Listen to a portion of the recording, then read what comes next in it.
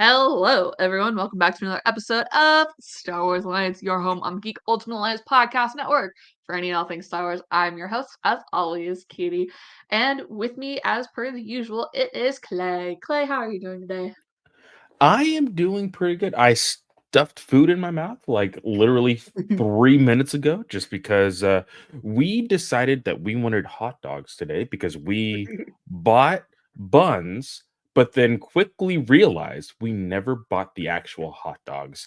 So Abby had to run out, get hot dogs, but she also forgot that we needed gas. So she had to go get gas and Oh then go get no. hot dogs. And so that's why it took a little bit longer than we expected. And she just finished right before I had to go live. So I even texted you. I was like, hey, I'm gonna need to like stuff my mouth real quick. I should be fine. Thankfully I don't have any like ketchup or anything all over my face. No, you don't. But You're yeah, good. it has been a day. Unfortunately, I had to deal with some very annoying people at work today. But thankfully, I get to go on a small little road trip tomorrow for work, and Ooh. hopefully, it's not as bad. And then I have been dealing with Amberlyn going to daycare for the first time. This is her first week at daycare, and that's been Yeah. I waking up at 5 o'clock every morning until she is now 18 years old is not going to be like this is my new normal. Like it's slowly hitting me that like, hey, you just have to wake up and get her ready for school or whatever for the next at least 15 years or so. So uh it's a mess. But I got to go to the dentist today, so we all have our own things. It's a struggle. I'm just glad I could get in before going, before having baby, because yeah, it was a hot mess trying to schedule that. But anyways, y'all don't come to hear us talk about life. Y'all come to hear us talk about Star Star Wars. Wars. So, really, we have two things of news, and probably for most people, because I forgot about this one thing.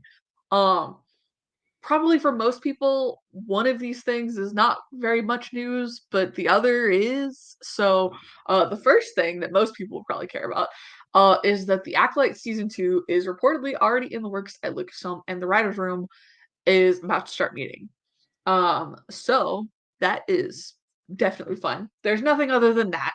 Uh, so yeah, we'll move along to the next bit. But Beth Revis is returning to Star Wars writing. How This do you feel okay, about so this I was clearly wrong. We this? placed our bets on what she was teasing, whether it was Star Wars related or not. Um I couldn't remember if last year she was promoting some of her non Star Wars work. I don't know if she did any non Star Wars work last year. And I but don't know. for some reason I thought she did, and I was like, oh well, every author that is in Star Wars doesn't just do Star Wars stuff. So maybe it's something, non Star Wars related. So I'm going to put my 2 cents in that cup. And I was wrong. She did throw a couple teasers in here that kind of threw people off, but were really clever in the sense of like, hey, this is literally what it is. And I mean, I've already given I'm gonna give a small hint, but I'll let Katie talk about this story. Amber Lynn already has a lot of things in the Star Wars category, and so I don't know if it'll necessarily be something that I purchase immediately. But depending on you know what it is exactly, because I haven't really read up on it much. I just saw what it was, and I was like, okay. But Katie, what was it that she finally showed the world the other day, or was it this So, morning? yeah, so the main news bit came out today, Okay, with the cover and everything, and she revealed what it was yesterday. But like the main news came out today. She did also have a non-Star Wars story related item, and her stuff is great, y'all. So go check it out. She is on Substack, So I'm subscribed to that. But this is the book, and it is coming out December 3rd, 2024, and it is entitled Someone Who Loves You. And it is written by Beth Revis and is illustrated by Sophie Lee. And it is 48 pages of basically a retelling of the wedding scene in Princess and the Scoundrel. Um, and kind of Han and Leia sitting down with the Ewoks and explaining what love means. So it is meant for a younger audience. But this cover, oh my gosh, I like love this cover. it's so pretty. And apparently Beth Revis said that she will be framing not only this cover but some of the other pages within the book. So I am actually excited for this one. Who knows? Mara's first Star Wars book after she's come to Earth. I don't know. We'll find out. But I'm really excited to see more details on this. Again, probably not going to be for everybody because it's meant for a younger audience. But it like um it's probably one of those great like uh how do you explain love to a younger kid Mhm. books. Yeah. So, especially the way the wedding scenes are written, I would imagine it's going to be a good book. So, that is the biggest Star Wars news that we have for the week. Still no young adult, non High Republic book from Disney. Which we were all like, is this going to be it? Is Beth going to do a sequel, but it's going to be with Disney instead of Random House Worlds? And we were like, oh, okay, cool. But I will say this, what we will be talking about for those who are watching us live, this will actually be on a separate episode, but Defy the Storm did come out this week. Surprisingly, uh, a lot of Disney publications don't meet their audio release, and this one did. Oh wait, I didn't even look for an audio release. Oh my gosh, did it beat it? So I did get the notification that granted, I haven't checked, but I did get the notification that my pre-order was available. And boom, And there it mine is. probably came Yes, in it too. is. It is right there in my library. Defy the Storm. I will probably Woo listen woo. to it again, or for the first time, but read it again on my road trip tomorrow. So, yeah, it is there.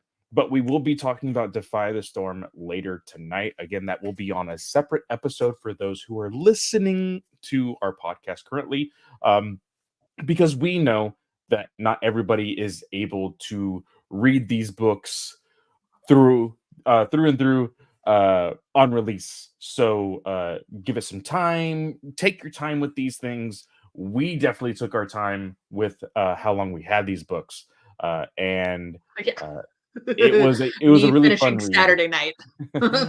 I personally think it was a very good read.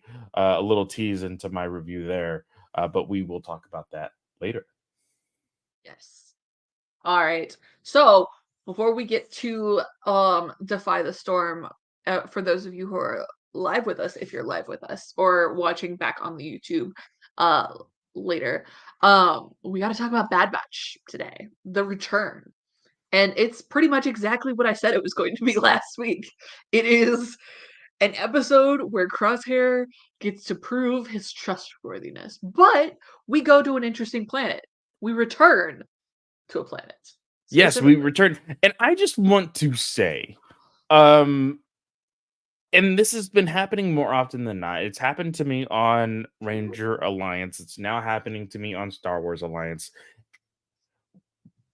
Us being able to predict things, Doesn't mean it's bad. it doesn't mean it's bad. It feels good, but there are no surprise factors sometimes with things like that. And so I am let down a little bit. Being let down is not saying, oh, this is uh, a a, a bad episode or whatnot. But like Katie said, we did return to a planet. I can't remember off the top of my head what the planet's name was, but if we remember in season 2, there was an episode, the biggest episode in Crosshair's uh, uh, overall arcing story throughout this whole thing, was when he went on to the ice planet, and that was when he killed the Imperial officer. That does play a part in the conversations between Crosshair and Hunter in today's episode, but that's the planet that we are back on. And the reasoning behind them returning to this planet is Omega tells the team, I have Nalise's data pad, but it's not working. We could get more information on the on Tantus, on the clones, on all of these different things if we just get this up and running. I think because we do get Echo back in this episode. He does come back, uh, and that's the main mission. Hey, let's get this data pad up and running, so that way we know our next steps in saving these clones that are on Tantus. Um, I really like this because, again, another like prediction that is semi right. I'm not going to say that I was 100% right, because Echo comes in, you know, gives Omega a hug, and uh I think it was Crosshair that was like, "Oh, no hug for me," and Echo says, "Oh, well, that all depends on what intel you have for us," Yeah. and I think it was jokingly. But again, like I said last week, I said Echo, out of anybody, is going to be the one that kind of welcomes Crosshair with open arms, quote unquote. Uh, and he kind of did, because he was talking through it with Omega, like, hey, relax. They just need to take some time. They'll work it out. It's all good. Um, and you know, kind of sort of, that's what I predicted. Um, but they go to this planet to because it's a remote location, and there was a imperial computer the database to basically bypass the encryption that was on the datapad, Nalise's uh, datapad. And because they said, well, imperial encryption is going to be very hard to bypass, we kind of have to find a outpost, imperial outpost, to get through this. That's why they went to the planet. Yes. And speaking of Outpost, this planet featured in the 12th episode of season 2, entitled The Outpost. And the planet is called Barton 4. So, Could you repeat that s- again? What was it? Barton 4. Barton. Yeah, Barton. Okay, Barton 4. Okay, so they go to Barton 4 and they find that it has been abandoned. There's nobody there. Um, and you know, for good reason, we find out. But also, we had also seen that they were raiders in the episode 12 of last season. There was a lot of tension at that outpost as well. So, as us as fans, I'm sure there was plenty of people theorizing before the big reveal that, like, why they abandoned this post. And I really, really like the stoicness of Crosshair in this episode, because you can see the inner turmoil. You can see the Yeah. gears running, the regret that he has, and all of these different things. Because while they are getting the computers up and running, they are also, uh, you know, basically pushing all power to this one station so that way they can get the data pad up and running. Crosshair goes into the other room and he sees all of the helmets of Mhm. the clones that were there. Uh, and if we remember, these clones were battered and bruised and kind of thrown to the wayside Yep. because of how they were being treated at that outpost. They were just like secondhand. They're like, oh, basically the very racial profiling that we've seen with the clones in the past.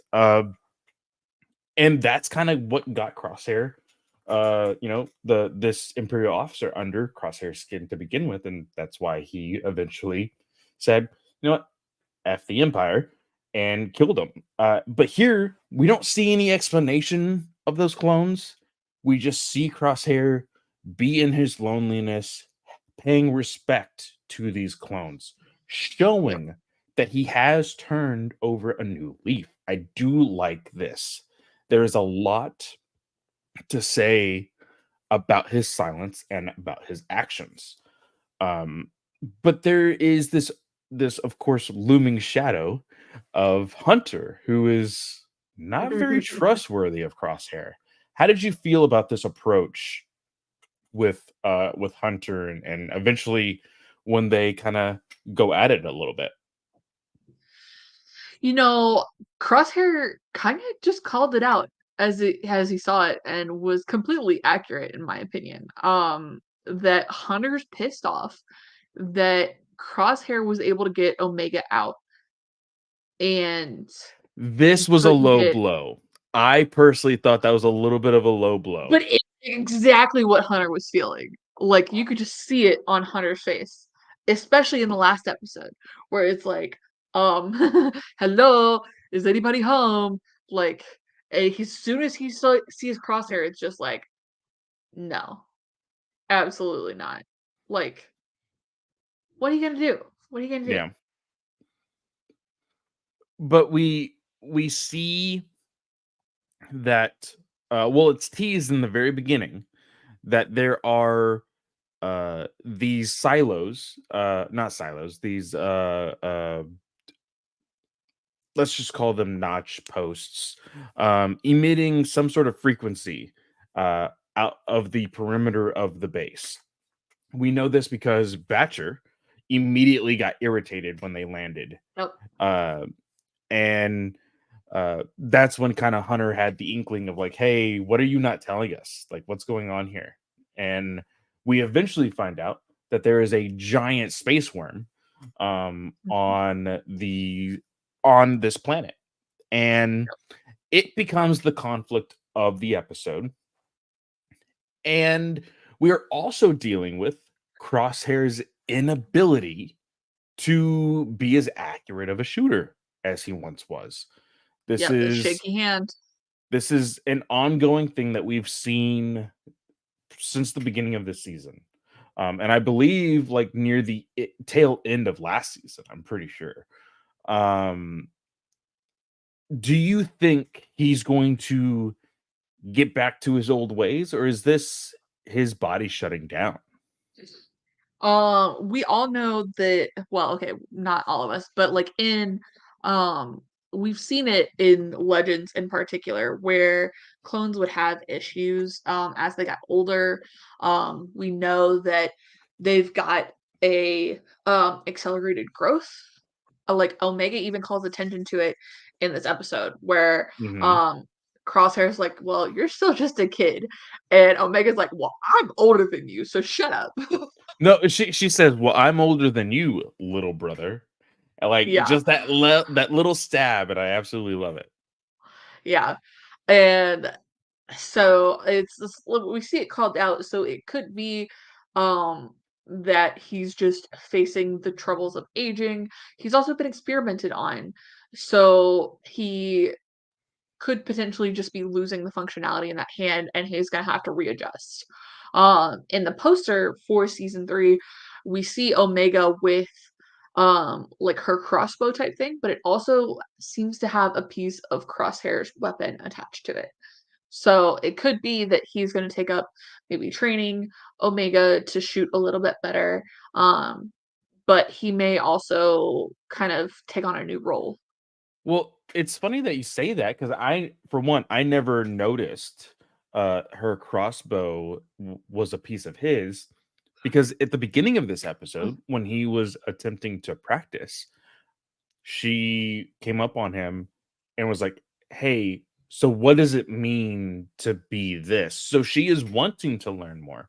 So I like that call out because you might be absolutely right that he is going to take this time as again, being a part of this family to be like, hey, maybe because I can't do this, maybe she can. And, she will just gain one more thing that she can do for the team, which I absolutely love. Yeah. Especially going into next week with 2 episodes, like, we may see that come to fruition a little more quickly than maybe we would have expected. But I mean, you think about it, Tech trained Omega. He had her memorize all of the plans. Echo also trained her in like cryptography and stuff and like how to slice into things. And Wrecker's definitely trained her as well as Hmm. Hunter. So she's becoming the best of the group in order to be the highlight of the bad batch. Yeah, she's becoming a one-man army. It's awesome. Uh, so with them, having to deal with this worm, they're getting backup power to this data pad.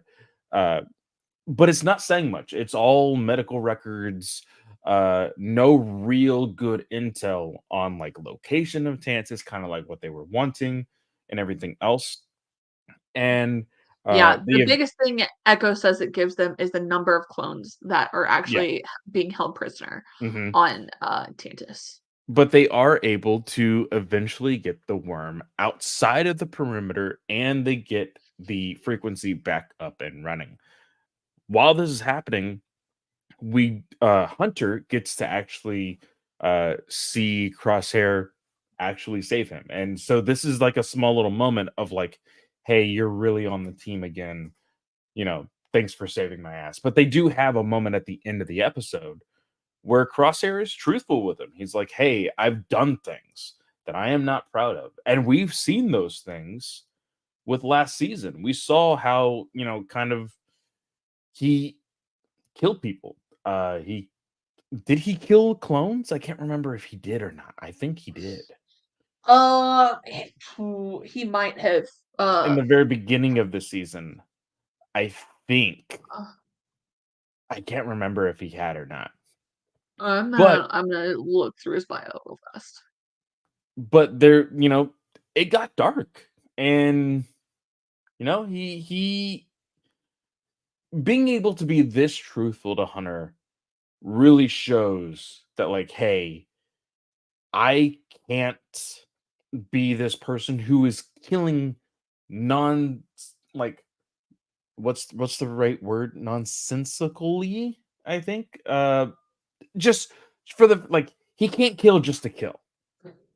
Like I'm Yeah, sure he is able to kill to defend. Like he was, he's a sharpshooter. He's a sniper. He's going to use that skill for sure. Um, but he definitely knows, hey, I can't do this the way the Empire wants me to use my skills. Um, and that's the end of the episode. yeah. Um, I don't remember. Was there any type of teaser of what's gonna be happening next? I don't remember there being one. There's a full synopsis up on Wikipedia. So, yeah. It does not look like it. Okay. That they it just says they departed. Okay. I This says the clones departed on Echo Starship. I really thought that that was the holler that Crosshair and Omega had stolen. And I was like, didn't they say this was going to be tracked? Like, why are they still on this? So, I okay, I'm thought glad so, there's like, that clarification. I thought so as well, because it clearly wasn't their normal ship. Yeah. And so I was like, I thought they didn't, get that back, but you know, uh, but it makes more sense now that it's Echoes. Um, but overall, I really liked the episode. Again, we did kind of foresee this happening, but again, it's the only thing that could happen with how the family is not in good graces right now. I think that for sure this helped. And like we said before, these next two episodes will further that trust between Hunter and Crosshair, because even Wrecker said, "Hey, Omega trusts him, and that's enough for me." I do like one detail that we didn't say. I do like how Crosshair got his armor back. Yes. I did appreciate that. I liked that they made a joke about like, I don't know if this is gonna fit you, but here you go.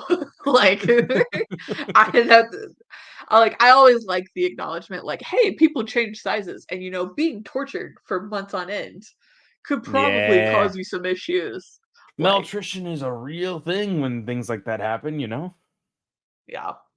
Um Um, yeah. So next week, 2 episodes. So don't forget, y'all.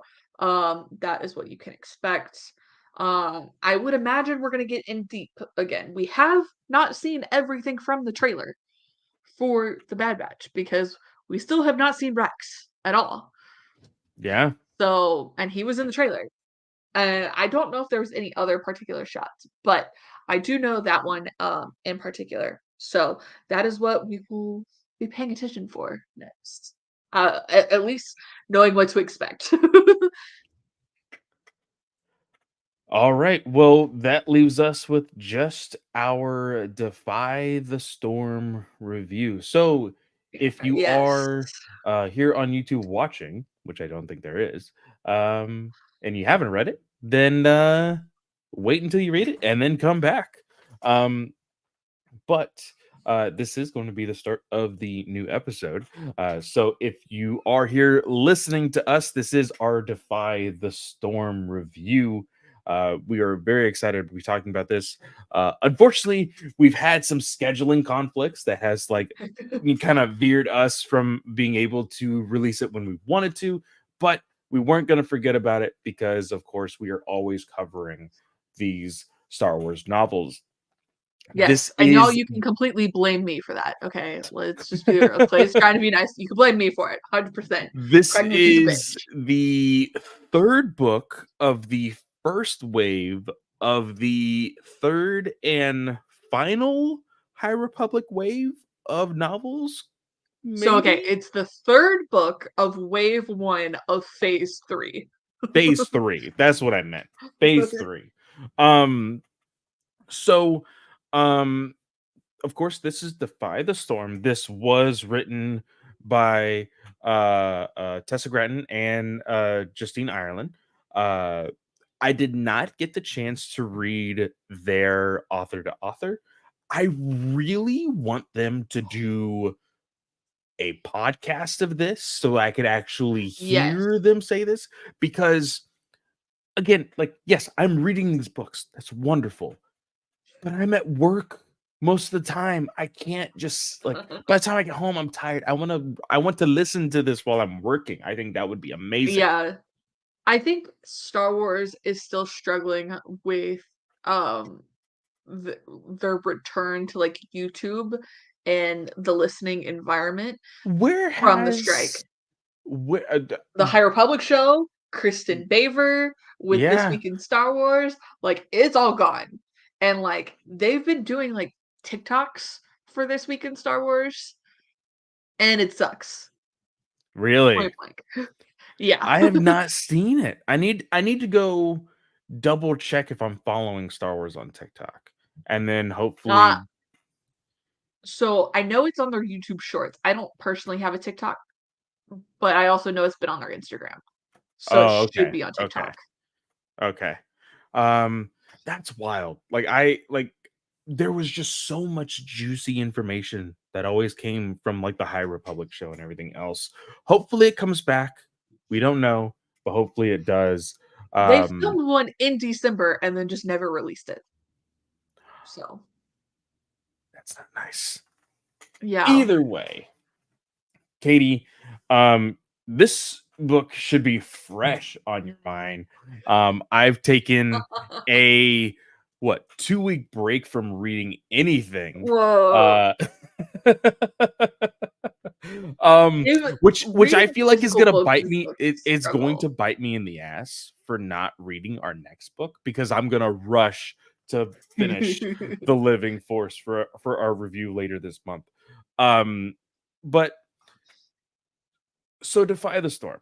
This is a complete tonal change from what we got, of course, in Escape from Valo. Um, Yeah, I wouldn't say complete. I think this uh, entire wave has been about the exploration of trauma. Like, that is true. the the kids in Escape from Valor are still exploring what's happened, because I mean they jumped straight into like the Night Hill occupation right after Race to Crash Point Tower and the Rising Storm. So like all of that, like they were exploring what had happened, um, and obviously the Eye of Darkness definitely explored Elzar, Avar, like and it's just gonna continue. But Yeah. there was more perspectives in that book than just this one. But Defy the Storm, I think hits the trauma conversation the best out of all three. In terms of addressing it I head on. Yes, definitely so. And in so many different ways. There are of course in this book in particular, I think there are 3 no, 4 prominent.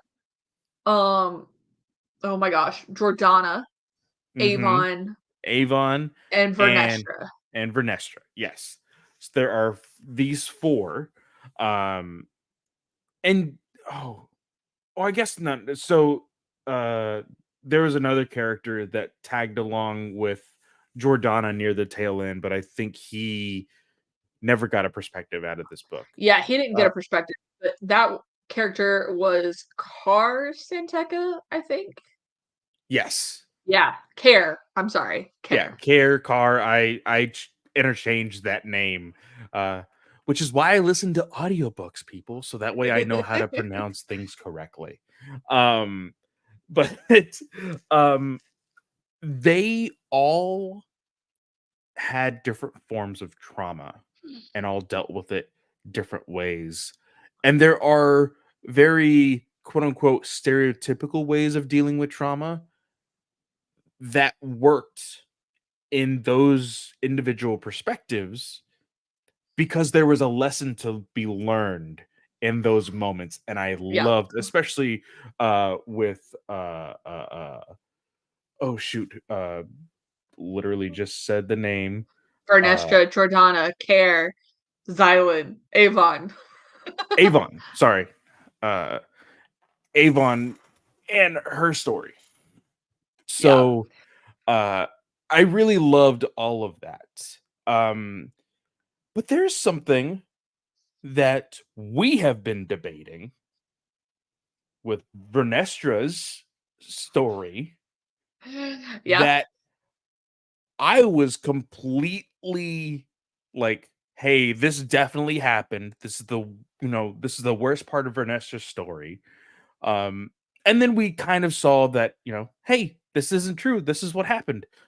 That being Emery is alive. yes. I told you he wasn't dead. We read the end of Fallen Star and you were like, oh, Emery's totally dead. And I was like, no, he's not dead. Well, not Like, only that, I thought Emery was dead at the end of Fallen Star, but then it kind of doubled down because of the perspective of Vernestra in the Tales of Light and Life. yeah, I was like, okay, yeah, he's definitely dead. This is so sad for Vernestra. Like she's gonna have to.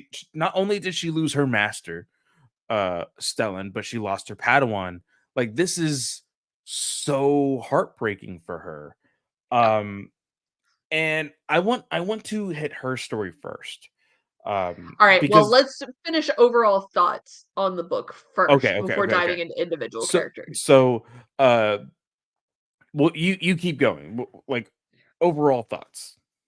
So for me, I've already talked about the trauma, but like I thought this was so well written. I had a very hard time with Path of Deceit, with because I felt like it didn't get edited as cleanly, shifting between the two perspectives.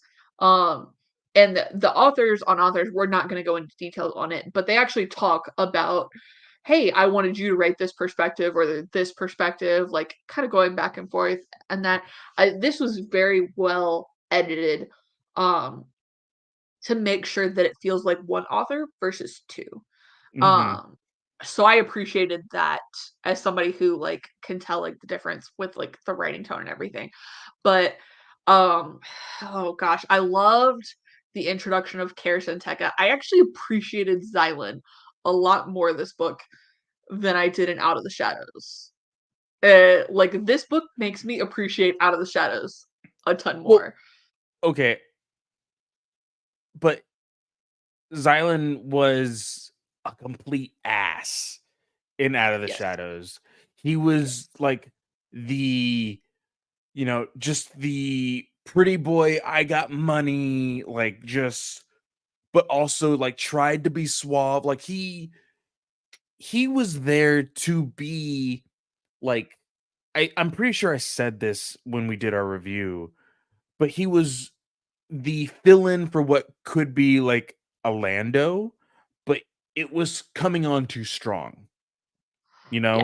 Yeah. Um, and it's a stereotype for those kind of quote unquote like villains or gray characters.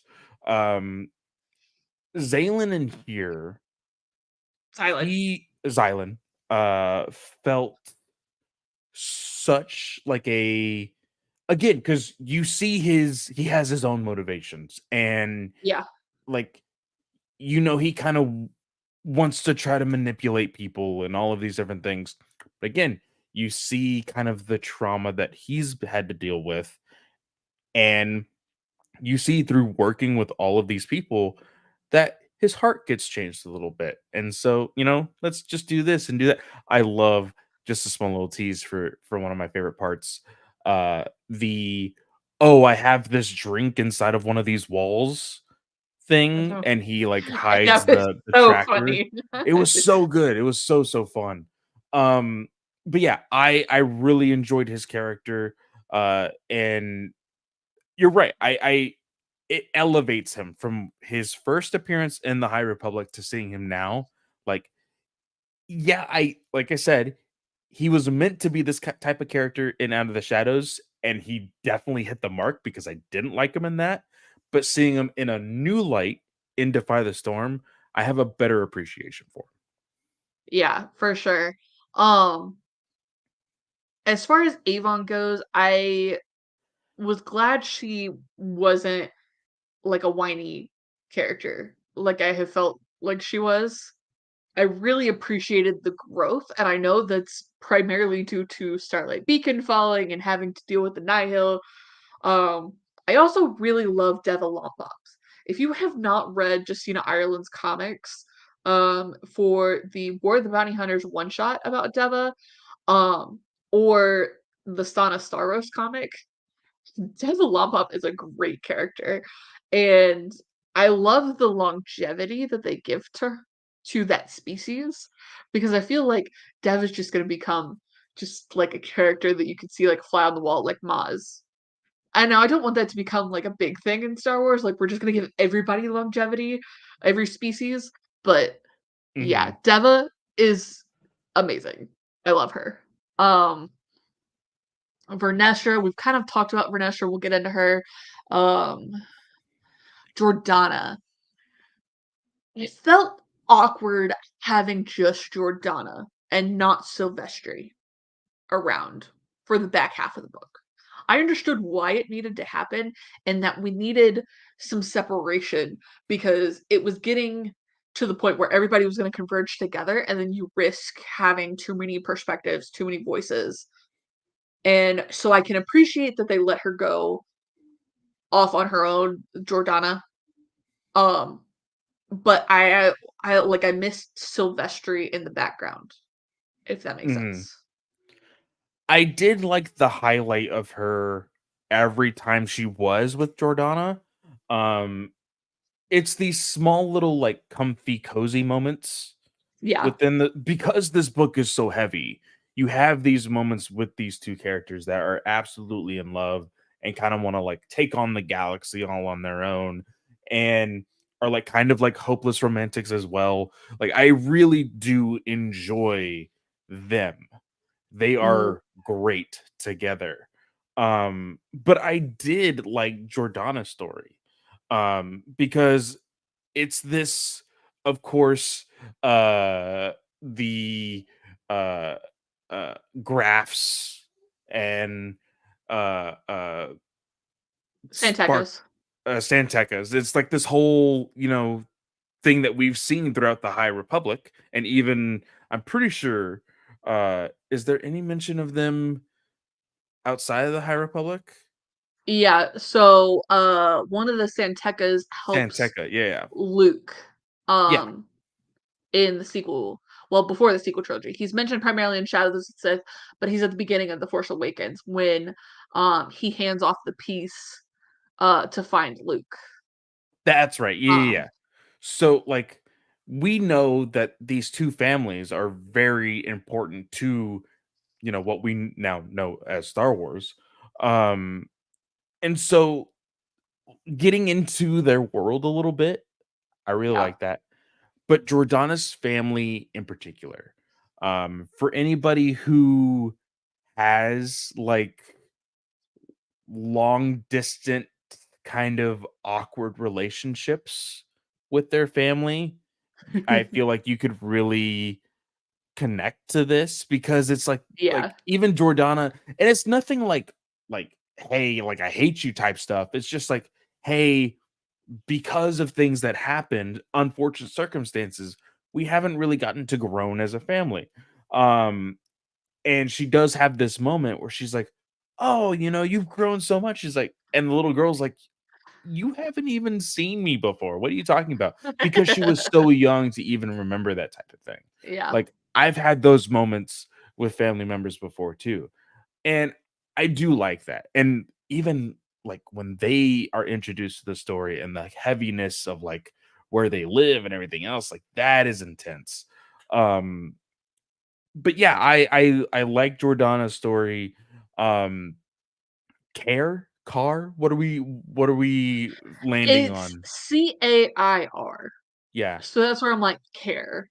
care. That's because that's how I pronounced it while I was reading. Um, care and uh Xylan, their story, like, We're not gonna say where it ends up, but, like, that was wild to me. oh yeah, but I love, again, just because of the character that Xylan is, like the little game that they play with Jordana also to kind of just like, oh, she wants to play this whole spy thing, so let's spice it up a bit, I did like that. But yeah, all of these characters were great. My 2 cents on um oh shoot, Diva, or right? Is that how you Deva? Diva. Deva?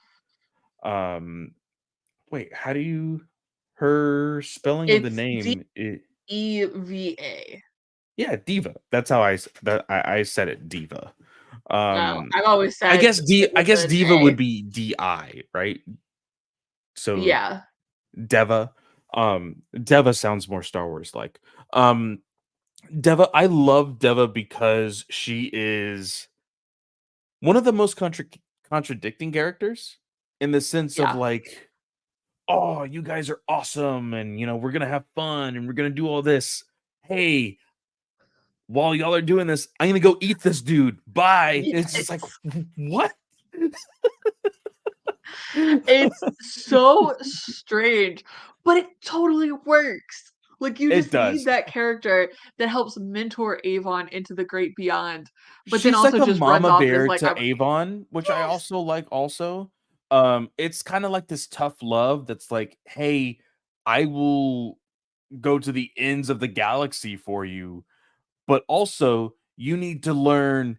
Because there's a moment where, uh, Deva's species holds, like, this poison in them, and Yep, Avon is like, "Hey, I wanna use this in some capacity," and Deva's like, "Cool, do it, but know what you're going to get into." yep. Taking a life is serious. and she has that personal conversation with her. So that like those moments of growth, like you said, with Avon being how she was in Out of the Shadows and what was the last book she was in? Uh Mission to yeah, Mission Disaster. to Disaster as well. Like which has connections here in this book as well. Um, Avon was the kind of whiny, like pity me type of character.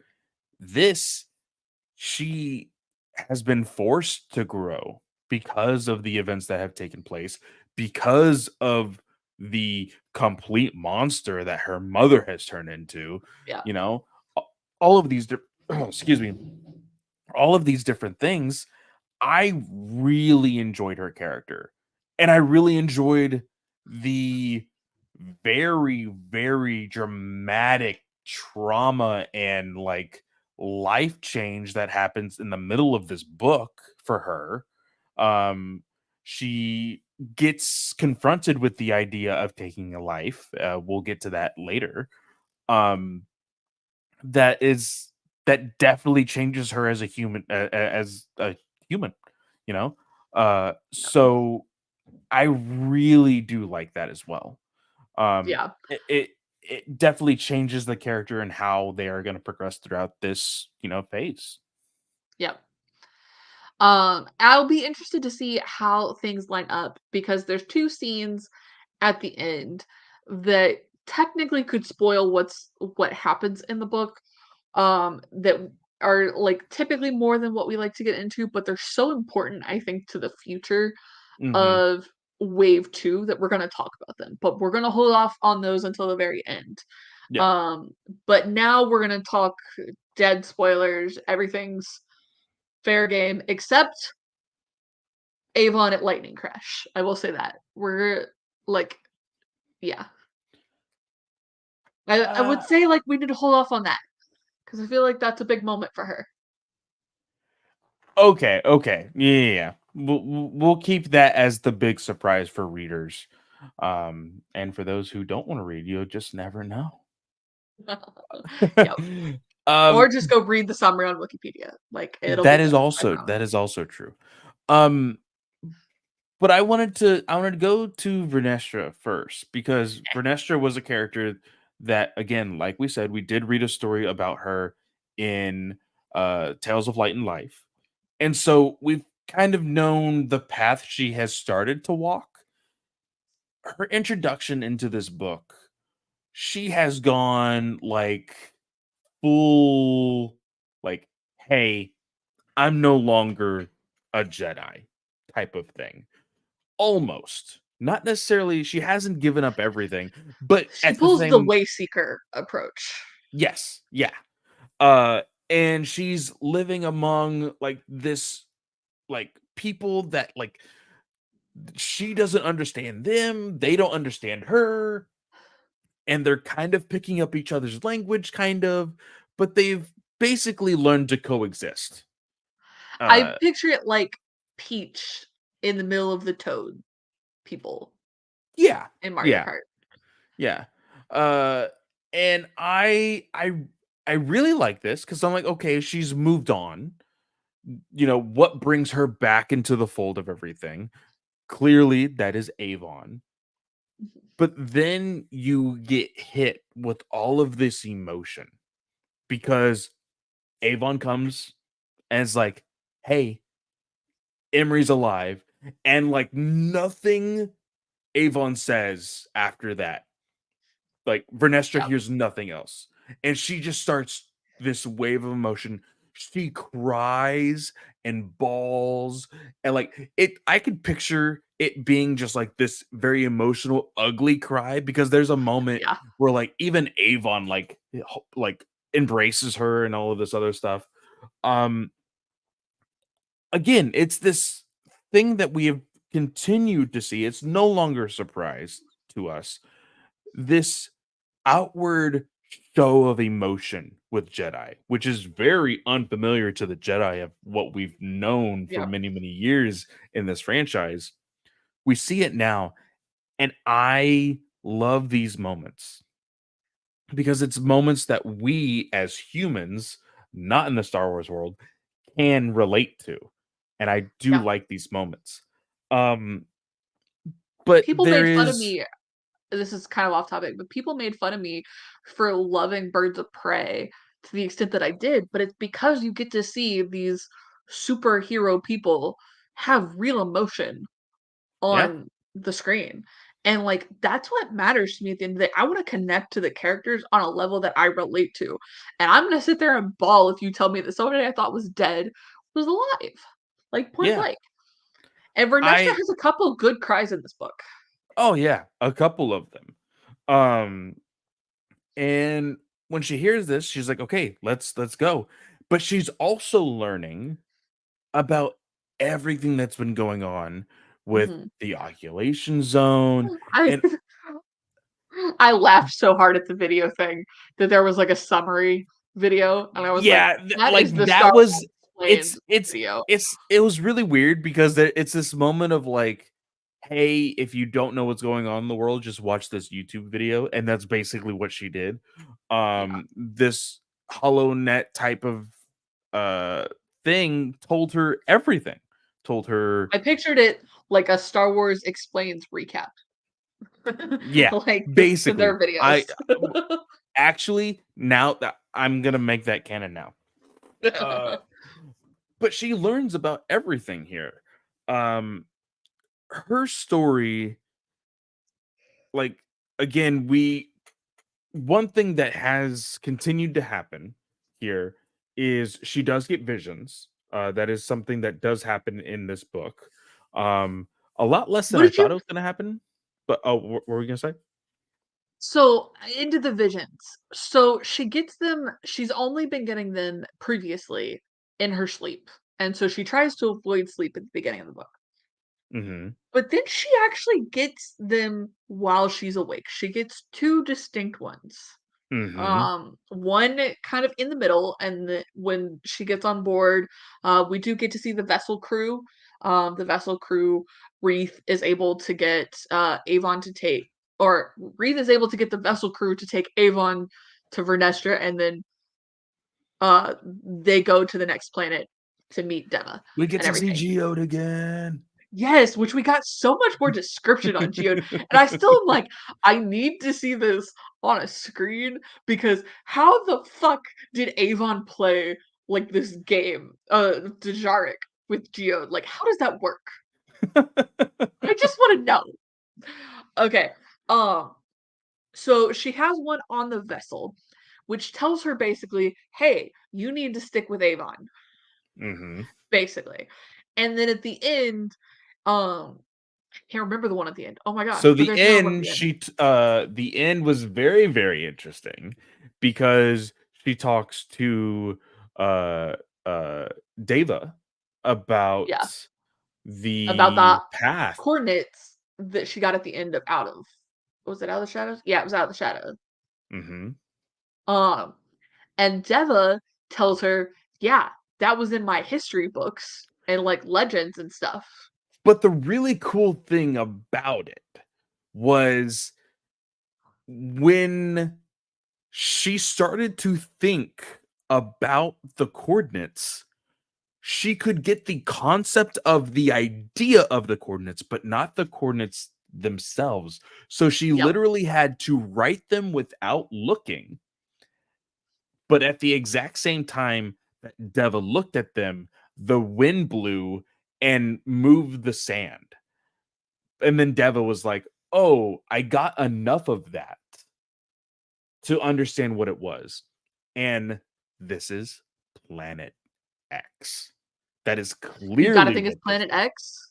Yes, like the way that she explained it, she's like, "Oh, through the history books, like this was like a planet of like wonder and all of these different things, but it's also really scary." Like she explained almost, I feel like to a T of kind of the descriptions of what we got in the oh shoot, what was the title of Comic the Path of Vengeance.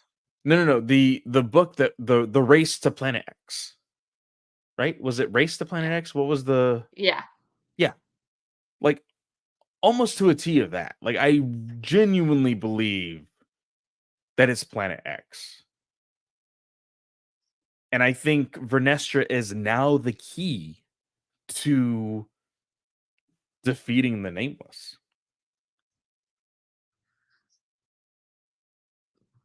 Okay, so hang on. I've got to look something up. I'm pretty sure. Oh gosh. Come on. I need the summary. That's not helpful. Okay, hang on. I gotta find this. Um, so okay, the next young adult book.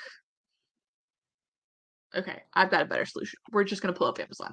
I was trying to pull up Wikipedia, and Wikipedia was not cooperating. Okay. And I know Amazon is gonna have Tears of the Nameless. I said Fears of the Nameless.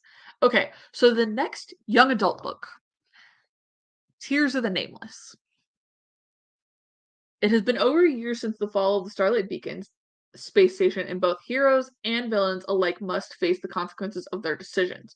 When Jedi Knight Wreath, Silas, and Padawan Amadeo Azazo are sent on a mission to test their theories about the Nameless, they'll come face to face with a terrifying creature once thought to be myth, and learn the true meaning of fear. Fear that fallen Jedi Aslan Rel advised them to embrace if they have any hope of defeating the monsters. So Vernestra is in the next adult book. Hmm. I don't believe she's in this one That we know. that we know of. Yes, because Wreath gets a couple appearances, but like he was not mentioned initially and everything. Hmm. I,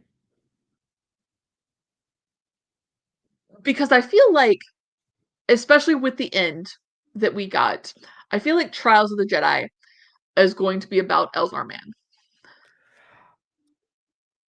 I don't know about that because I want to bring something up that Okay, deals with okay, Vernestra and Elzar Man. okay. Um, okay, so we'll skip ahead on that. Well, we'll skip that for now.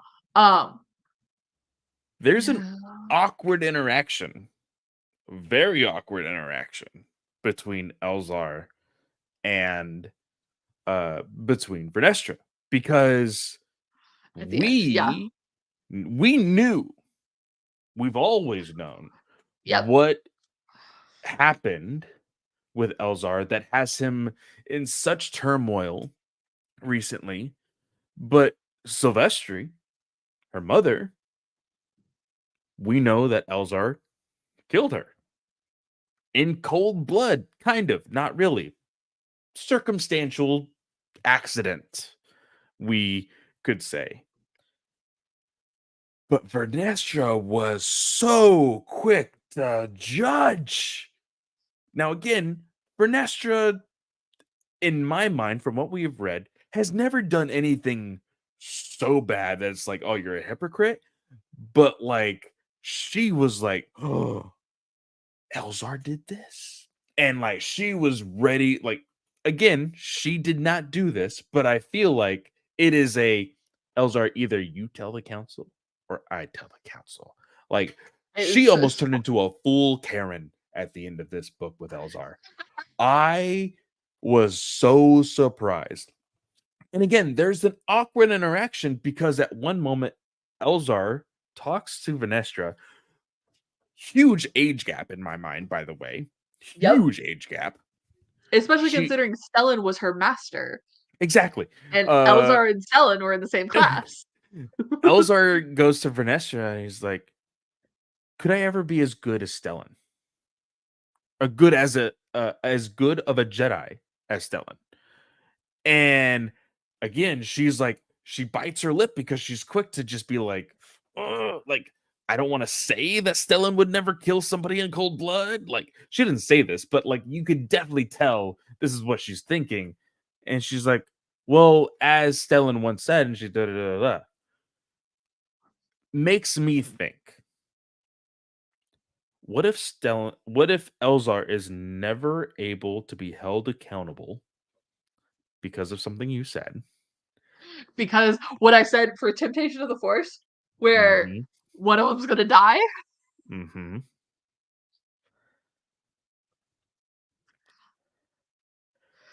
Now, it could also be this is just me throwing things out there. Trials of the Jedi. What if that's Elzar too? Not only Markion Rowe, because I do believe that Markion Rowe is Is going holding to that information. well, no, well, it is holding that information, yes, but I do believe like the good will triumph, and Markion Rowe is going to be Yes. captured, and he's going to be on trial and everything else. But what if it's two trials? What if one trials for Markion and one trials for Elzar? I don't know if Lena So is gonna allow it to get to a public trial for Eldar. And I think that's gonna come back to bite her in the butt. But we know because Ooh, I didn't think about that. Charles Soule has said that he's using his lawyer background in Trials of the Jedi. Yes, So we know 100%. there's going to be a trial, if not Yeah. two. Um, But like it made me think like that conversation between Elzar and Vernestra really did make me think, hey, maybe Elzar doesn't make it out alive and he's not able to be held accountable. yeah, That would that would be rough. yeah. It was it definitely that chapter at the end, it's like you can see how Vernestra is going to be able to help lead the Jedi into the future with what we get in Mhm. the Acolyte, for sure.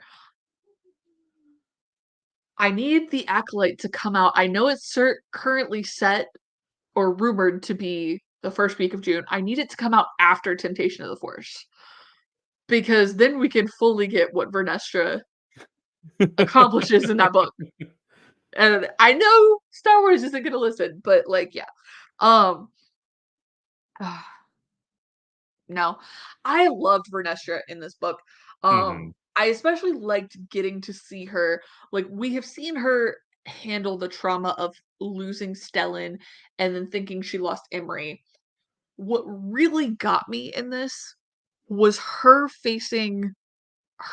and Avon having to deal with the Nameless in the vicinity. And those couple chapters where Avon has to basically drag Vernestra through the street and then Mhm. leaves her in a hotel. I was like, "Oh my That's gosh." terrifying.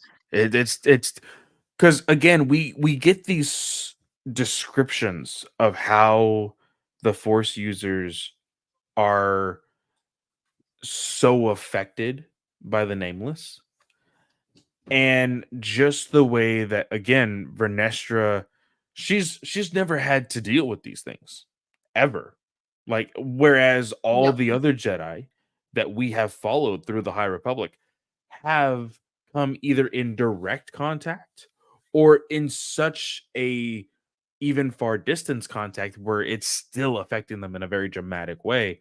Her, it's once again with fresh senses, and it's yet again even more terrifying. yep. Um, yeah, the way that she just wakes up in a random room, terrifying. Terrifying. And then Deba has to basically drag her through the streets again, knocked out by some of her poison, like, to Hmm. get off the planet. I was just like, "Oh my gosh." Poor Venestra. Um, so to kind of cap Vernestra's arc in this book off, we get to see Imri, and we get to see a couple other Jedi that have made their way to Imri on I can't remember the planet's name. Can't Oh, remember. it start. I don't have the book in front of me. It starts with a.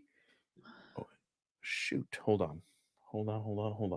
I am at. But while you figure that out, I'm going to keep going. So Imri has decided that he is best served on the front lines of this war, but not by fighting, by helping the the beaten down of the Nihil. We get to see Kara Zoo again, uh, and she is basically like that's basically the final battle, I would say, for Vernestra's side is that battle on the planet that Clay is going to find. Um, Is it It Siswena? No. no, it's the A one. Um, Arlie? No, no, I no. don't feel like that was it either. Um, so yeah. And she offers him up his lightsaber crystal and everything, and he's like, "I don't wanna fight anymore. I don't need to fight because the Nun's That was already did very, it." very interesting. Yeah. It showed a good focus of depth for Emery, and now one of the things that I need for when the High Republic is over is I need a Emery book for what he went through and how he got to that conclusion. I feel like that's such an interesting arc to explore there. I could almost see that being a mini series in comics. So Yeah, that would be a good one. you said it started with an A. So not if not Arlie, then it would be um oh shoot, I just passed it. Ariko? Maybe that was it. It says first appearance. Yeah, maybe that was it. I don't know. I gave up taking notes too soon. Yeah, Anyways. so yeah, me and Katie talked about this. I stopped taking notes around chapter 10. I felt completely encompassed with the book, and engrossed in it, um, where I was just I had to stop. Um, and then you stopped after like 20 chapters or something like that, I I think it think. was 17. Okay. Um, but yeah. And I was doing really good too. Look at all my tabs. I take more notes than other people because I take notes differently. But anyways, um, Matt was like, "Are you gonna run out of ink in that pen of yours?" I was like, "Shut up." um, so on the final battle planet for Vernestra and Deva, we get to see J6 too. Can't forget about J6. J6 Yeah. has built her own um army of robots to help defend the planet. Um, but yeah, I felt like that was a good moment for Vernestra to see who Emery has become. She gets to knight him, and Emery's like, "Are you allowed to do this?" And She's like, Vernestra's I like, don't know. I just did. "What is the council gonna do? Fire me?" like, so I loved that. I really thought that helped her get to the next phase where she's ready to go back to Coruscant afterwards. Yeah, and like to the point where like Emery was like, because I've made this such a commitment, I can't go with you. Yeah. Um, to the scrawny little crybaby Emery that we were introduced to in the beginning of this High Republic phase to where he is now. Like even Vernestra notices the physical change, how he's grown, he's a Yeah. little bit stockier. Like I really did enjoy seeing him in a new light as well. Um, and it's unfortunate, but the very uh uh common theme that we are seeing in a lot of these characters is that trauma changes people. Yep. War changes people because even in the comic, um if you guys are reading the comic as well, we get to I am see. not currently. I will say this, you get to see a full change of how Belle is looking, Yep. um, from what we saw, him as a kid and, through now where he's at now, like, he's changed hairstyles and all of this other stuff, and you see the physical change that this trauma has put on him. Um, but back to this, yeah, I love Vernestra's story here. Emery's, addition and dabble into it as well. I love that. Um, but where do you want to go to next? Do you want to go Avon Let's talk or do about you want to? Avon. We need to talk about Jordana last. Okay, okay. So Avon's change, um, well, just Avon to altogether. Um, I love how she goes to Coruscant and is like, I need to change my name. I need to hide my face, trying to be all this sneaky, Yeah. sneaky. And then freaking, who was it that found her at the council? Or not at the Reese. council, at the yeah, Wreath. Wreath just like I love the happy coincidences in Star Me Wars. too. Like, of course, it's the Force, but like just the coincidence that like Wreath just happened to bump into her, Yep. and it's like, oh, yeah, I could totally tell you where the very vast location of where Vernestra could be, and then it all works out for them. Um, I did like that, and I do honestly love that Avon is a character that isn't like, okay, well, my mother has gone to this like evil, you know, pirate, blah, blah. Like, I have to follow in her footsteps. She is Yep. going against the grain. Um, and I personally love that because some of the family trauma in my own life. It's a lot of people are always scared to stand up to their parents when it's the right Hmm. thing to do. Just nailing that here, I think is really, really cool. Yeah. I I loved how she chose to stand up against her mother. I also love how she kind of goes this whole path and she knows at the beginning. Okay, so the lightning crash station that I had mentioned previously is basically where the storm seeds are being like controlled Mhm, and maintained for the storm wall. And Avon has figured out that one of the people in charge of the station, along with Xylan, who we saw in Mission to Disaster, mhm. uh, Professor McCampa, um, that she stole one of Avon's designs in order to power the station. And Avon was Yeah. not happy with that at all whatsoever. And so part of her goal in getting so her mission with to get Vernestra is kind of twofold. A, she wants to get Vernestra to Emery. B, she wants to use Xylan Graph in order to get access to Lightning Crash Station so that she can take the station down at the Mhm. end of it. And she along the way she wants to do some things that she knows Vernestra would not approve of at the end of the day. And so that's why she has to leave Vernestra behind and they split up.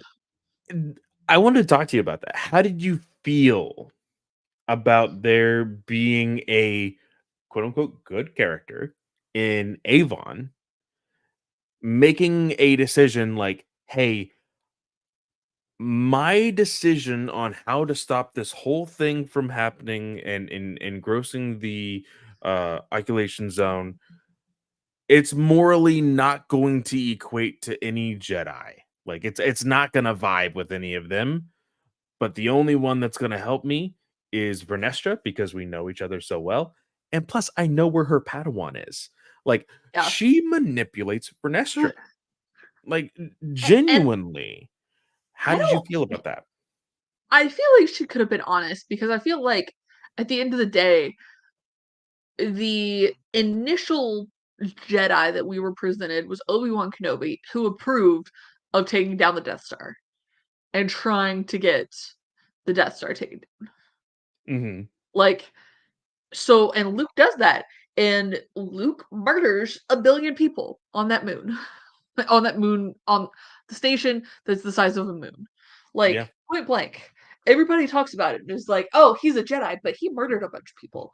Like, sometimes, and I mean, like, we see it in Dark Disciple, for instance, where Mace Windu's like, you know what? We don't approve of, like, missions to kill people, but, in this case, we gotta approve a mission to go take out Count Dooku. Like, at the end of the day, Jedi will approve of things in the worst case scenario. I feel Yeah, like. but it was also a big thing for Vernestra that's just like, kind of going back into her story as well. Vernestra also learned, like, hey, like there are some blurred lines here for the sake of what situation we're in. Yeah. Um, and she learned that through Avon and Deva.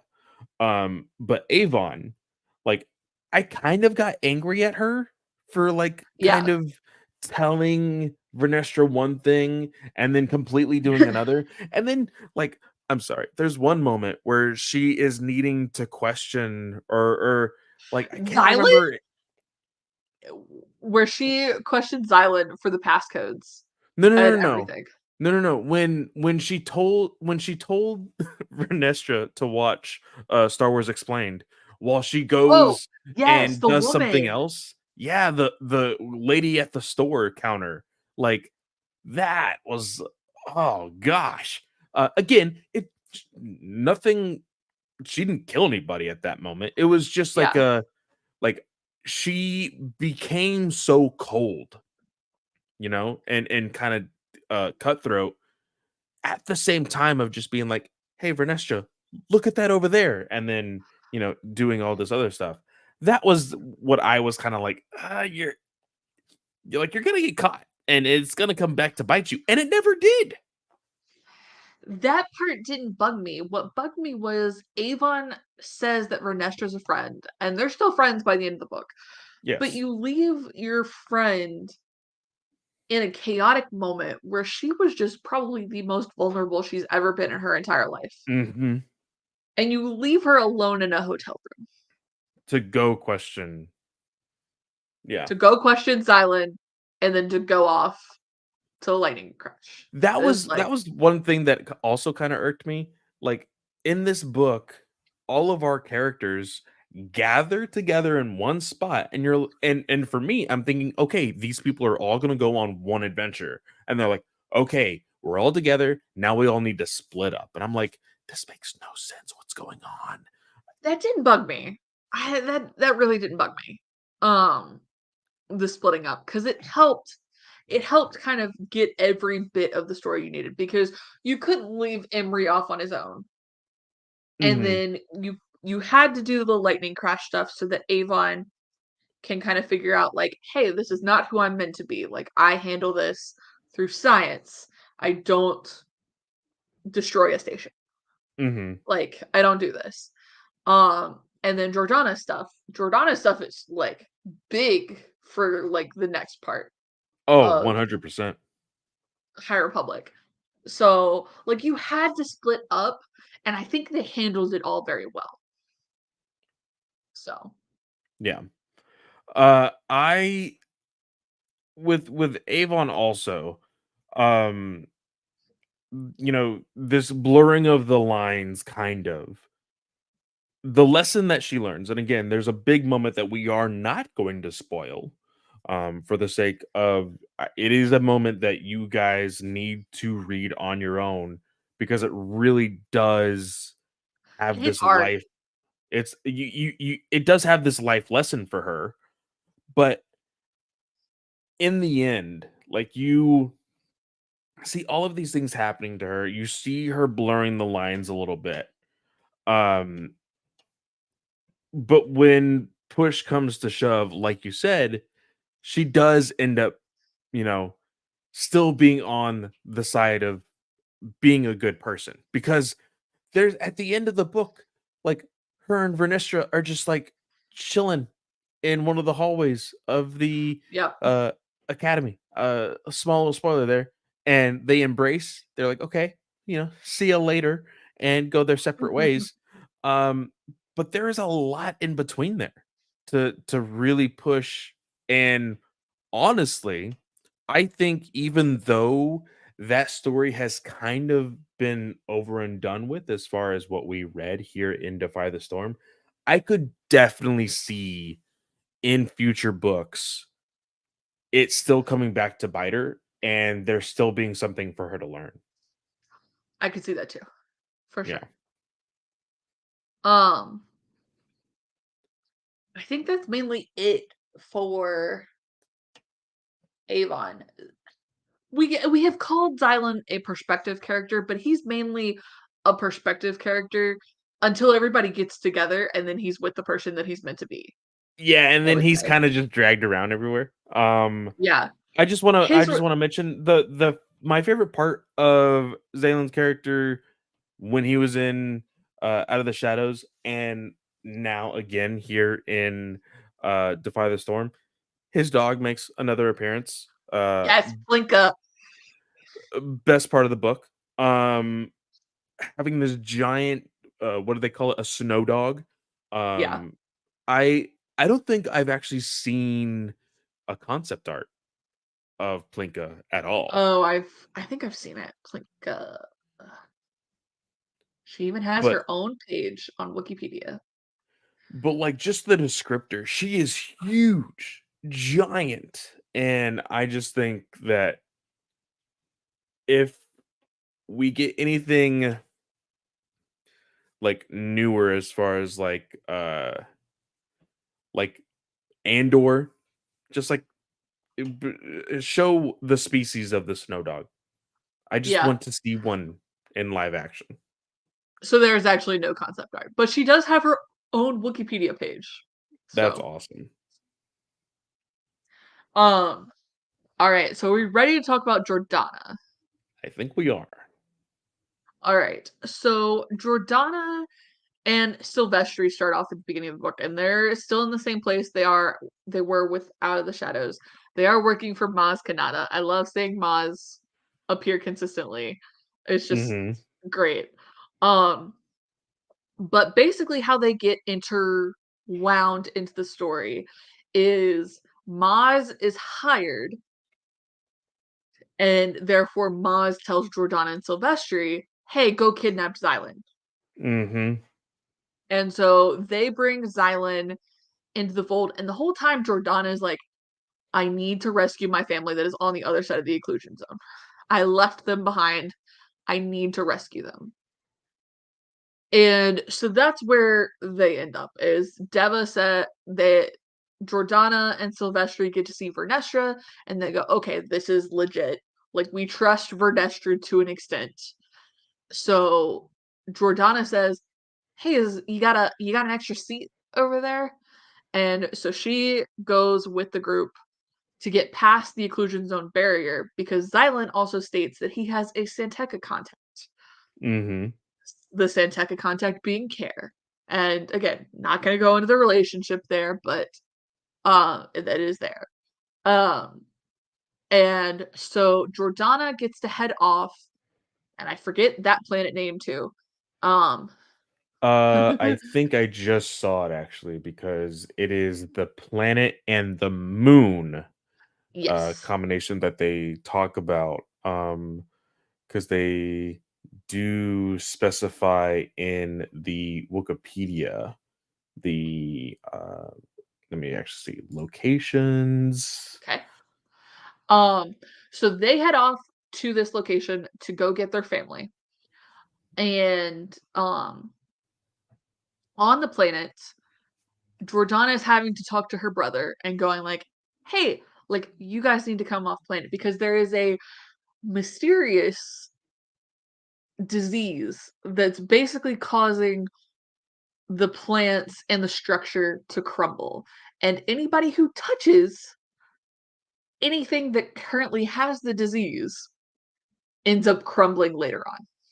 Yeah, so according to this, Arlie is the only thing that mentions a moon. So I think it's Yeah, ARLI, Arlie, and then Arlie's moon.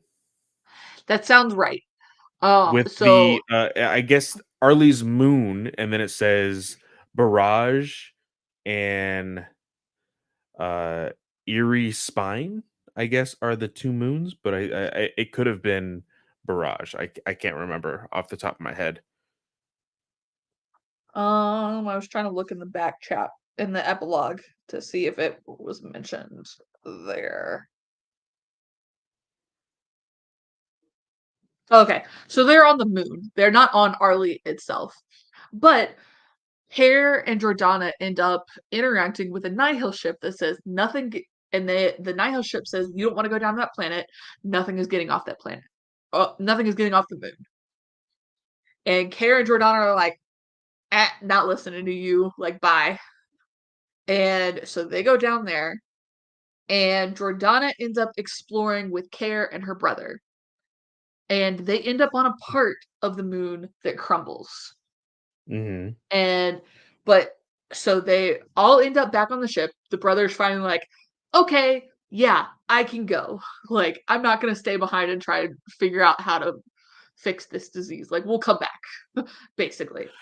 Do we want to explain what the disease? We're gonna, yeah. Okay, So the okay, okay. disease, it looks like, and that's what the epilogue chapter goes into, is Reith brings an item and will so he brings it to Aslan and is like, okay, the Force Eaters typically do this, but this guy had no potential in the Force, and this was done to an entire moon. What the heck is going on?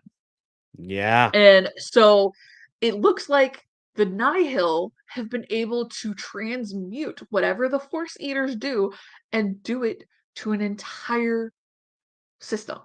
Now again, we know from Eye of the Storm that there has been testing, or sorry, not Eye of the Storm, Eye of Darkness. Eye of Darkness, that there has been testing of the Nameless. So this could be a part of those tests, that this is going on. Now, going into this adventure, we will say, on the moon, Jordana, Heath or Hearth, I can't remember the brother's name. I think it was Hearth, and Care, they explain, or Hearth and his family and some of the other survivors of the Yep. moon, because it's a desolate, like, there is it's abandoned. There is literally just It like was these 5 or 6 people. it was described as this bright red planet moon, Mhm. and when they hit the atmosphere, they realize that everything is gray and that there's Yeah. only one strip of red left. Mhm. And so that's where they land, and so that's where the survivors have been. Um, and after Care, Jordana, and her brother run off from where the disease was expanding on the moon, they get everybody onto the ship, and then they are headed back to Seswana, Mhm. and all of a sudden, Care's hand goes gray. Well, not all of a sudden, like it happened. I immediately knew this was gonna happen, Yep. because there's a moment when they're like, kind of, because Jordana wants to see what they mean by decaying and all of like these descriptors that they're giving. So they go check out a place, and her brother's like, hey, we can go and you can look, but do not touch, because they had one of the survivors had, who was no longer with them, had touched or had been in contact with something, and they themselves calcified and died. So they're like, fair warning, do not touch any of this stuff. And they're like, okay. So when they went out to go check it out, that is when the ground literally fell from beneath them, and they fell, they got up, ran away, and as Jordana and her brother are the faster of the three, they're both running forward to the city and like getting everybody else on the comms, load up ship, we're leaving. In the background, you just hear Care saying, I'm okay, I didn't touch anything, I'm fine. My alarms went off in my head. I'm like, oh, he's dead. He is 100% dead.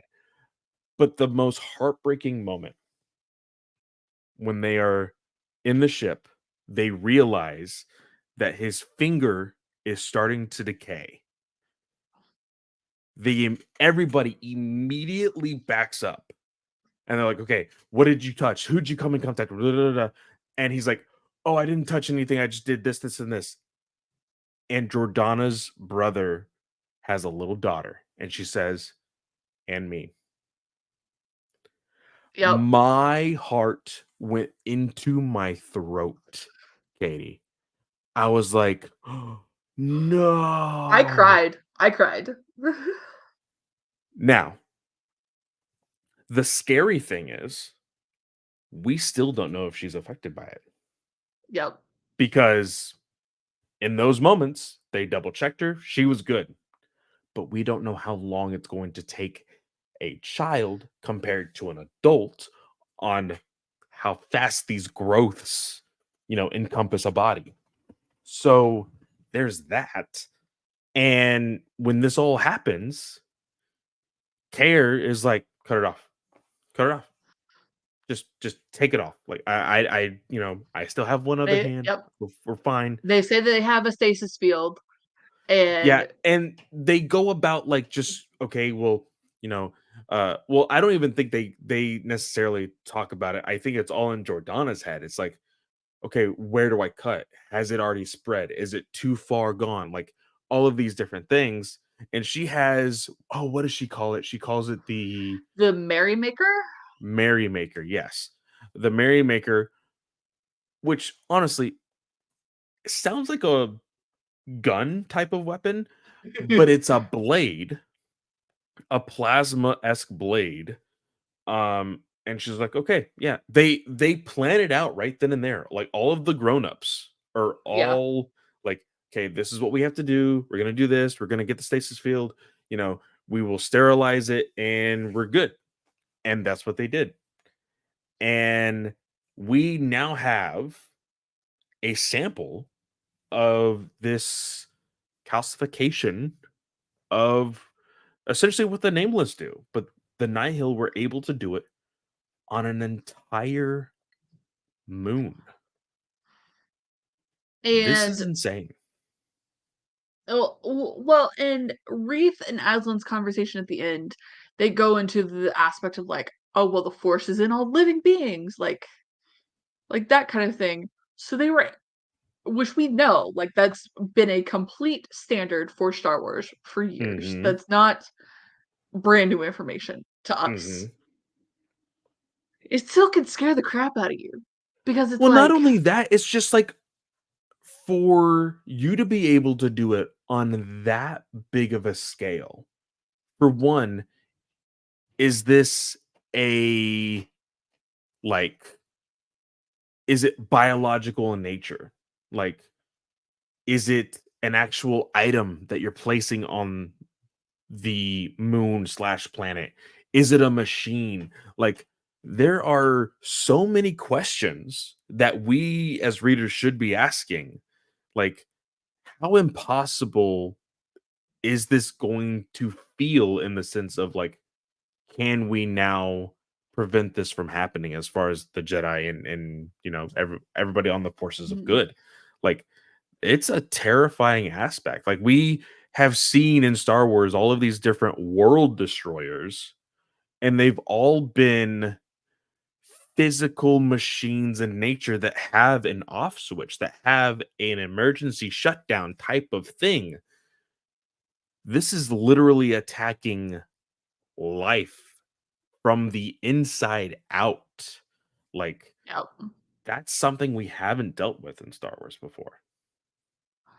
yeah, it's definitely scary. Like you think back to like the Blue Shadow virus episodes for the Clone Wars, and you're Yeah. like, hey, that was said to be world killing, and you just said, okay, well, if this little girl actually has it on her, Sheshwana could be a huge issue because, and Care says when they get to the planet that there's like a bazillion refugee stations and Mhm. that they're gonna go to there and they're gonna be fine and Care's gonna take care of them and everything. But now what do you do when all these refugee stations are now gonna have to end up somewhere else because Sheshwana gets overwhelmed? Mhm. Patient zero is all it takes. Now here's a personal question for you, Katie.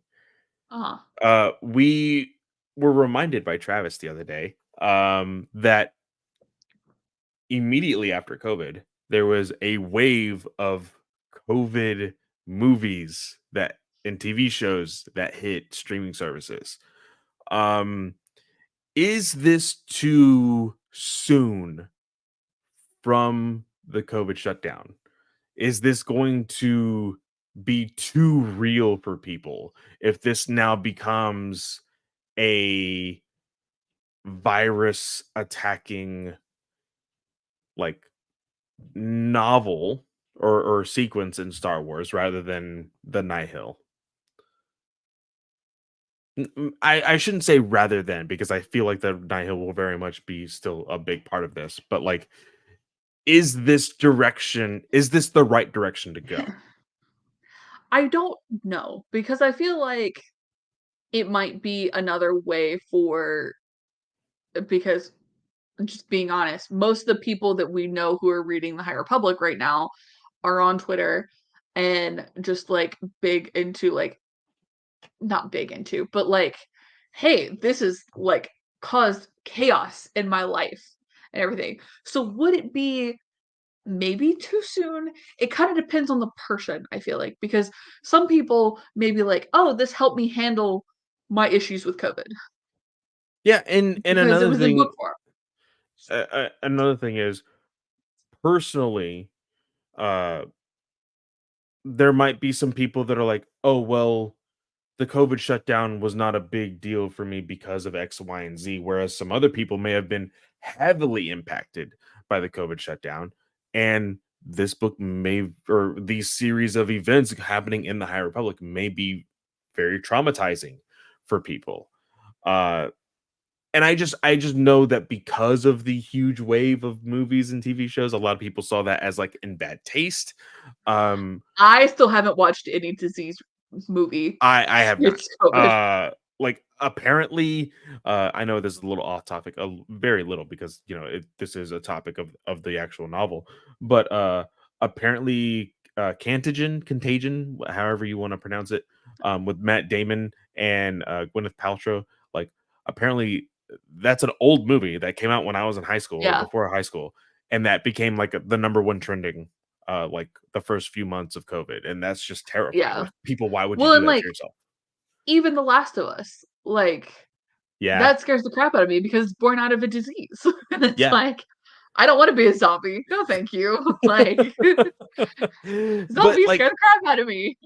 it's it for me, it became a not necessarily a fourth like at the forefront of my mind thought, but it was something that I kind of sat on afterward. That was like, oh, this could be equated to, and that could cause some people to be a little upset. But we'll have to wait and see. I think that if they handle it well, I think that because again, like I personally think that what Charles Soule and the team over at Star Wars Publishing has done an amazing job with the High Republic. It's gotten me to pick up Star Wars novels. Like this is an amazing series. I genuinely believe that they will stick the landing with whatever they are trying to accomplish with the High Republic. This small little footnote in this story, I think we could very well just be like, oh, this is just something that is caused by these events. And therefore, okay, yeah, it makes it a little bit more dramatized, but that's all we see is the dramatization of it, not necessarily like the traumatic feelings that we all get from the actual real life experience that we've all felt and dealt with. I also think you're only gonna see it for a book or two. Yeah. It's gonna be probably a main topic in the next wave, I would say. But it's gonna be done after the wave is Hmm. over. Um, Especially with the epilogue with Aslan. And I texted you after I read this epilogue, and I was like, this creeps me the fuck out. Well, like we have to remember he is how old now? Like he is well over 100. They've Yeah, he's explained in both 170? yeah, they've explained in both the comic and in the novels that he looks like death. Like he is old enough to be dead. Um and so he should give you the heebie-jeebies. Um not only because of that, but also he has dealt with the dark side. He has Okay. swam in the waters that nobody else wants to touch. Um, so I'm very curious on how much of a staple he's going to be in the next wave. I just thought of something. What if Aslan is Darth Plagueis? Oh, chills. Chills, Katie. Chills. Literal chills. Um, no. There's But no way. we don't know who Plagueis is currently. Okay, we're gonna have to Wikipedia this and see if he's defined as a moon. Um mun, whatever. Okay. So here's the thing. So i- the only way I can equate this is the Joker, DC Comics. There's a lot of people that don't like Joker having an origin story because then you put a human perspective on somebody who is so inhumane, right? Um, Mhm. does knowing who Plagueis is ruin the concept of who Plagueis is? You know? And I mean, it may never be truly defined, but we know the acolyte is going to tackle like not necessarily. I don't think it's been defined as like the Sith in particular, but like the dark side academy Mhm. perspective. We know Sidious is coming up. We know Sidious is coming up, and Aslan. And the only reason I thought of this is it's because Aslan has figured out how to defeat death right now. But also, looking at the timeline, that would make perfect sense. It would, wouldn't it? Hmm. So did you see have you looked it up yet? Is Plagueis Wikipedia says that he's a Mun. Um, and it the only place that it was established that he was a Mun is in Darth Plagueis novelization. and Aslan So is Aslan is human. So if they stick with Mun, because I mean, Darth Plagueis is a legend novel. So Wikipedia is probably just citing things here. But like, uh-huh. what Hmm. if? What if? What if he gets away from the Jedi? Because right now he's in basically the prison underneath the Jedi He Temple. he is a prisoner that isn't a prisoner is what they explained here in the ending of this book. Oh man. I'm asking Twitter right now. If you are listening, tell us what you think. What would you go for? Like, would this shock the crap out of you that this is like how they're building connections across the time I span? need you to ask this question in the group chat that you created the other night. Okay, I will. Is Twitter people I that is I got chills when you asked that question the other day. That is awesome.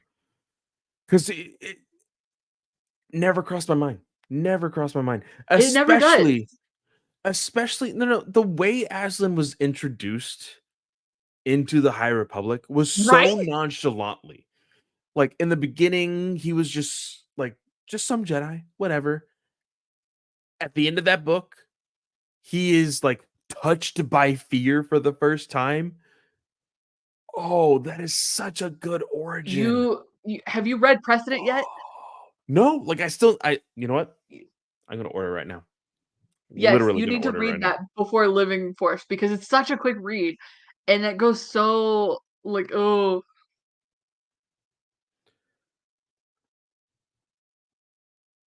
That would be amazing. Katie, if you're actually able to call this, that would be mark so it right cool. here, people. That would be really cool because I don't think anybody's asked that question. So yeah, okay. Well, I think that about does this on like the details of Defy the Storm. Would you agree, disagree, I would Clay? agree. Yes. So for me, this book is a solid 4.5 star. I really enjoyed this one. I enjoyed taking the notes. I enjoyed looking at all of the little Easter eggs. Like I even had a tab for Easter eggs from like phase one, phase two, and phase three. Just like trying to find the connections because I'm trying Mhm. to get better at that. But yeah, like I had a lot of fun with this one. I think Tessa and Justina did an incredible job writing this one. And if you have not picked up Chaos and Flame, I've got it on my bookshelf. I keep meaning to read it, but that is another book that they have written together that is not Star Wars related. But obviously, you've got Path of Deceit.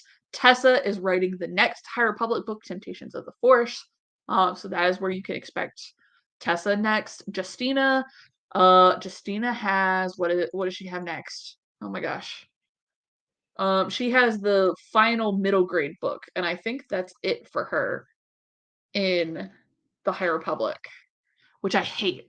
I hate that you brought in 10 authors and now we're just gonna limit all of them. It sucks. Um, but that's my opinion. A Valiant Vow is her final book for the High Republic, and I can't wait to see what she's doing next. Um, but they also have book two. Both authors have book two to Chaos and Flame coming out, I think, in May.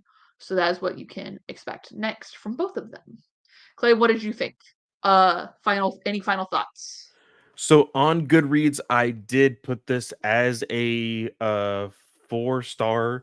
Um, I do think personally that this is a very big upgrade to what Path of Deceit was, as far as this team getting those voices down in the sense of being able to streamline the novel to feeling like one whole book. I do agree with you on there. Um, it was so well written. Um, and a 4 star is just as a placeholder for me, honestly. If I were to Yeah. continue reading this book, finding new things, picking up on stuff, I'm sure it could go higher. Um, this was a really fun read. A really nice ending to the first wave. Such a big cliffhanger, to be completely honest, with the epilogue, um, to really lead us into the next wave, and to also sprinkle some things into what might be like the conclusion of this whole thing. Is also really really fun.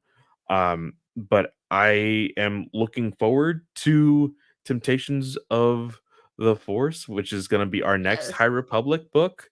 Our next novel we will be reviewing is The Living Force, which is going to be, I believe, the last week of this month as far as our recording. The Yes. actual release is happening in April. Yes. So, April 9th is the official release date. The embargo date is up March 28th. So you will not see us live for that review because the embargo is Thursday, which so we're going to be releasing the episode on the Thursday. yeah. And also, guys, I saw a really cool green page border of that, I think it's limited also, of the Living Force. I put it in our chat if you didn't see it. Yeah. Uh, Absolutely gorgeous. I don't know if the pre-orders are sold out on that one, but I desperately want it. But yeah, that is going to be very very fun to get into starting this week actually for me. But with that, of course, you can always find me at Fanboy Clay on Twitter and any and all other social media. This weekend, I will be diving into, of course, Final Fantasy VII, which is I've been diving already into a whole lot. But a couple of friends of mine have been wanting me to play some other games, but I will be playing those on Twitch. So go follow me at fanboyclay10, fanboyclay10. Um, yeah, come hang out with me this weekend. That'll be very fun. Katie, what about you? Awesome. Well, first, I'm gonna tell you the dates for the main stuff for wave 2 of phase 3. So Temptation of the Force is the next High Republic book. It's June 11th. Um, and then the first trade paperback for the Marvel comic comes out June 18th. So that one is entitled Children of the Storm. And that's again the Marvel one. Edge of Balance Volume 3 is out August 13th. Beware the Nameless, which is the middle grade novel by Zoraida Cordova, that is out August 27th. And then Tears of the Nameless by George Mann is out September 24th. And that will conclude the High Republic for the year, minus comics and anything else that is announced later on down the road. But um, for where you can find me on most social media platforms. It is at Slice of Katie. The show you can find on Twitter. It is at Star Wars Alliance without the A, and the war is very important. Don't forget it. And yeah, you can find us back here next week where we will be talking about episodes. This episode is titled wrong because this says episode 4 and it's supposed to be episode 5. I'm realizing that right now. Bad Snell. Way to screw things up. Hmm. This was episode 5 review. We will be talking about episode 6 and 7 next week on right here, 7 p.m. Eastern Standard Time on the Geekverse YouTube channel. So, with that, I want to wish everyone a great day or night, whatever time of day you are listening or watching, and we will see you all next time. May the force be with you.